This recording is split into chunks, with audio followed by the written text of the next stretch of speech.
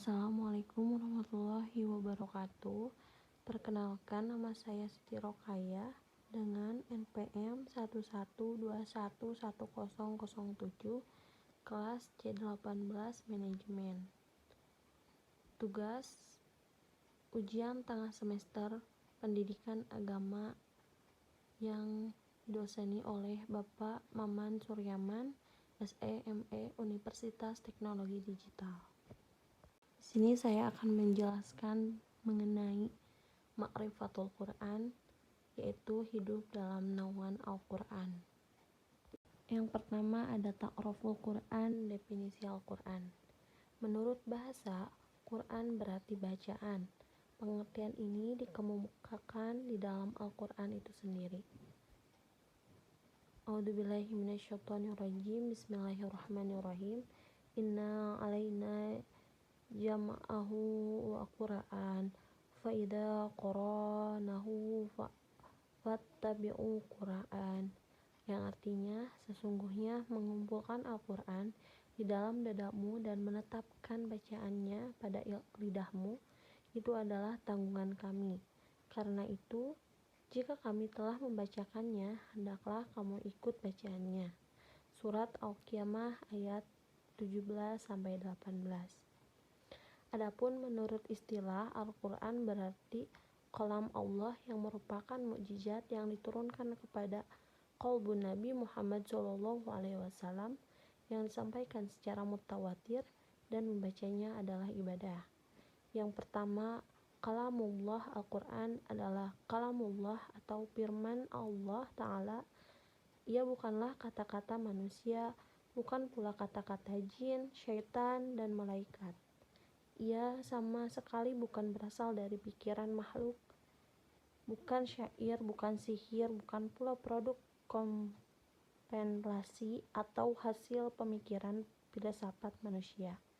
Hal ini ditegaskan oleh Allah Subhanahu wa Ta'ala dalam surat An-Najm ayat 3-4, yang artinya, dan tidaklah yang diucapkannya itu Al-Quran menurut kemauan hawa nafsunya. Ucapannya itu tiada lain hanyalah wahyu yang diwahyukan kepadanya. Yang kedua adalah Al-Mujizat. Mukjizat artinya suatu perkara yang luar biasa yang tidak akan mampu manusia membuatnya karena hal itu di luar kesanggupannya. Dan yang ketiga, Al-Manqulu Bitakwari. Al-Quran ditulis dalam mushaf dan disampaikan kepada kita secara mutawatir, diriwayatkan oleh banyak orang sehingga terpelihara keasliannya. Dan yang keempat ada Al-Muta'abbadu Bitilawati. Membaca Al-Quran itu bernilai ibadah. Al-Quran diturunkan Allah Ta'ala kepada Nabi Muhammad SAW dengan berbagai cara. Yang pertama, berupa impian yang baik waktu beliau tidur. Kadang-kadang wahyu itu dibawa oleh malaikat Jibril dengan menyerupai bentuk manusia laki-laki, lalu menyampaikan perkataan firman Allah kepada beliau. Kedua, kadang-kadang malaikat pembawa wahyu itu menampakkan dirinya dalam bentuk yang asli, bentuk malaikat, lalu mewahyukan firman Allah kepada beliau. Ketiga, kadang-kadang wahyu itu merupakan bunyi genta. Inilah cara yang paling berat dirasakan beliau.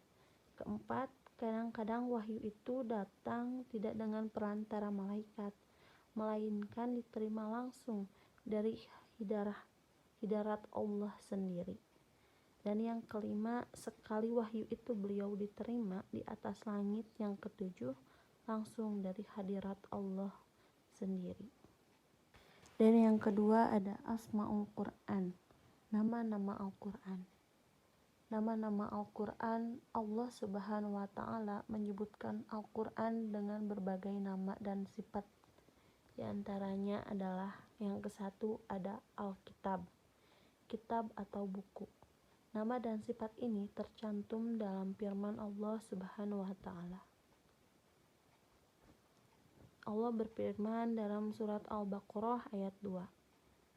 Dzalikal kitabul la raiba fihi hudal lil muttaqin, yang artinya kitab ini tidak ada keraguan padanya, petunjuk bagi mereka yang bertakwa.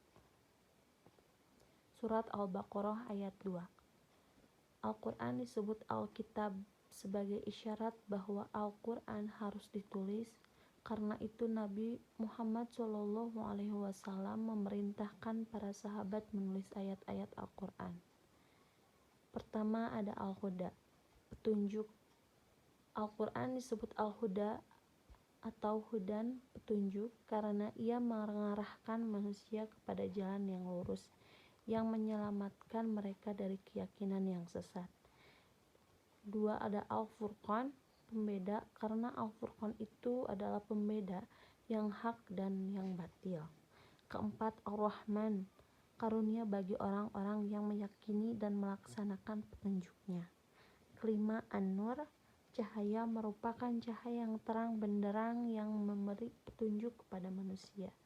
Keenam Ar-Ruh atau ruh, memberi petunjuk kepada manusia, di dalamnya terdapat kehidupan dan kematian kekafiran.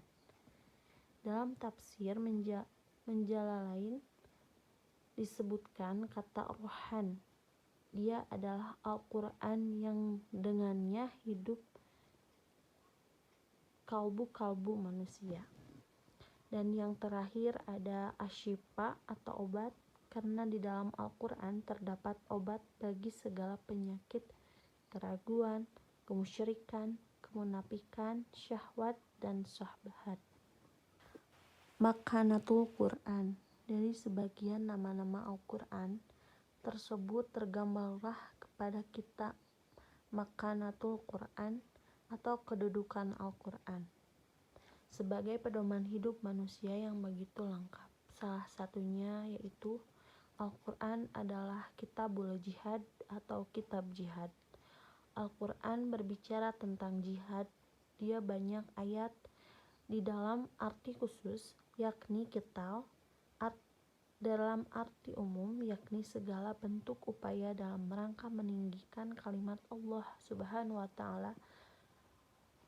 Dan Allah juga berfirman dalam surat An-Ankabut ayat 69 yang artinya, dan orang-orang yang berjihad untuk mencari keridhaan kami, benar-benar akan kami tunjukkan kepada mereka jalan-jalan kami, dan sesungguhnya Allah benar-benar beserta orang-orang yang berbuat baik.